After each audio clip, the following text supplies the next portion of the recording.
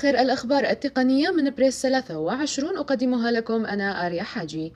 الولايات المتحدة تضع قيوداً فيما يخص التجسس على مواطني الاتحاد الأوروبي. رسمياً تعرف على الأجهزة التي لن يعمل عليها الواتساب مع نهاية عام 2016. سامسونج تحقق فوزاً كبيراً على منافستها أبل في قضية انتهاك براءة الاختراع. تعطيل نشاط عصابة لازاروس الإلكترونية في السعودية. سامسونج تستعد لتصنيع 17.2 مليون جهاز جالاكسي S7 و S7 Edge بحلول شهر أبريل. العالم يترقب هبوط رائد الفضاء سكوت كيلي في يوم الثلاثاء 1 مارس. جالاكسي S7 و S7 Edge مطلي بالذهب الخالص متاح للطلب المسبق. تطبيق باتري تايم للحفاظ على بطارية أجهزة الأندرويد. فيسبوك تجلب ميزة الفيديو الحي إلى مستخدمي الأندرويد.